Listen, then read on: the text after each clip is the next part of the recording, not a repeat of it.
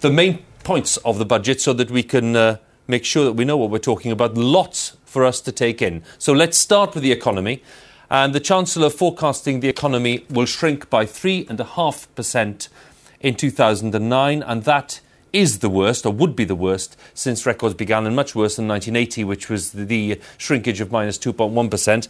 Borrowing forecast to be 175 billion this year, falling to 97 billion in 2014. Still almost twice what they predicted in the pre-budget report.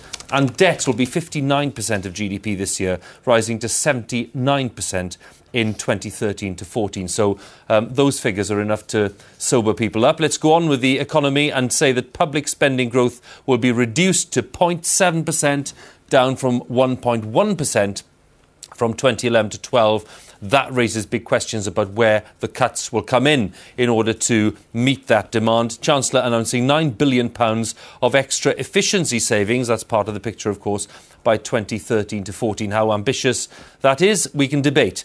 Let's go on with the main points. Tax changes, lots of tax issues for us to discuss. The 45% tax rate increased to 50%. This is for high earners, those earning above £150,000. That's to come in 2010, 2011. That's been brought forward by a year. The 45% initial proposal now becoming 50%.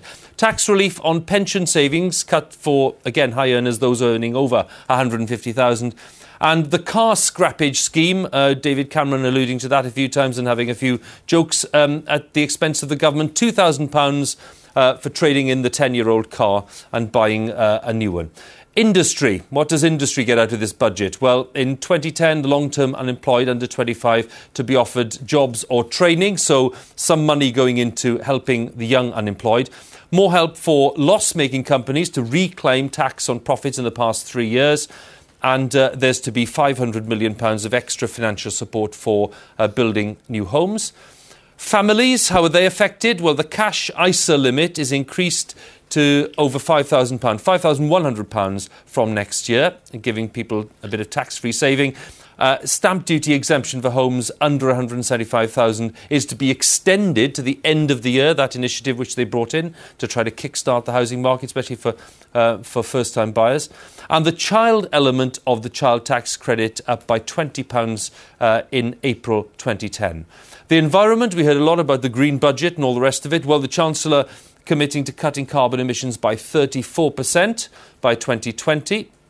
Again, people may think that's ambitious. We can talk about how ambitious that is. £525 million of new support for offshore wind farms as one of the main ways ahead to increase the green energy supply, and £435 million in extra support for energy-efficient measures.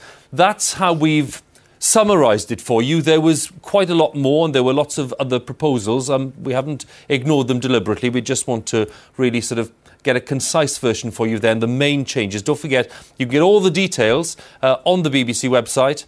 And the BBC website there for you, our special budget section, including a personal budget calculator. That's the Chancellor there. And the results button that you've just seen, when it's up and running in a while, we'll have it live in a short while, you can put in your details and you can see exactly how it affects you in your area and with your particular income and your particular circumstances. Our experts will be working on all of those numbers right now. There's expert advice.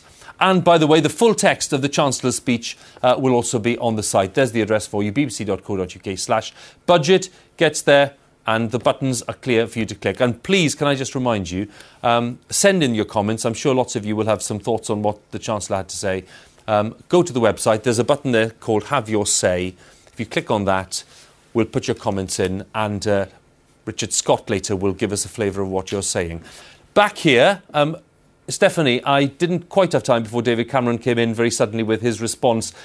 For you, the main points today. Look, it sounds mad to say it because you're looking at these huge debt numbers, a peak of debt as a share of GDP at nearly 80%, which would be almost double what it was when Labour came in 1997. But I think this is not... What strikes me is this is a very optimistic budget. And I know it sounds crazy, but particularly his forecast for growth coming out of the recession for 2011 onwards of 3.5% growth. Now, after a normal recession, that wouldn't be so crazy because economies do bounce back after a deep recession. But we know this isn't a normal recession. It comes after a really deep financial crisis, and those kind of recessions tend to have very weak recoveries. He needs that rapid growth, though, because that's how his numbers start to add up over the years that come. So I think that's striking. What's also to me striking is he's probably being optimistic about how much money you can really raise from soaking the rich. And I would say, the politics of this is very clear, and I'm sure Nick will talk about it, but the money actually raised from some of these things is pretty small. Now we've finally got our hands on this red book,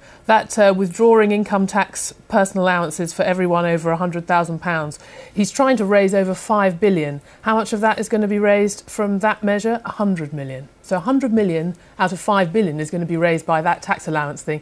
Equally, even the change in the rate to 50%, well, that's going to raise more money. It's going to raise over £1 billion, but it's still a fraction of what he's raising. And when you talk about optimism, again, we'll come to Robert and Nick in a second, but when you talk about optimism and you look at those borrowing figures, which look horrifying anyway, do you think they're too optimistic? I mean, will it turn out to be even worse than they are suggesting now, given their record of forecasting these things? Look, we know that the normal error, even in normal times, is well over 10 billion in borrowing forecasts, and that's only a year ahead. And these aren't normal times. I mean, as we've seen, there have been tens of billions of forecasts. So, of course, people are going to take all of these forecasts with a pinch of salt. But as I said, it slightly comes back to that growth forecast. If we really did see 3.5% growth, then these borrowing estimates, wouldn't be so crazy. But a lot of people think we won't. Nick, let's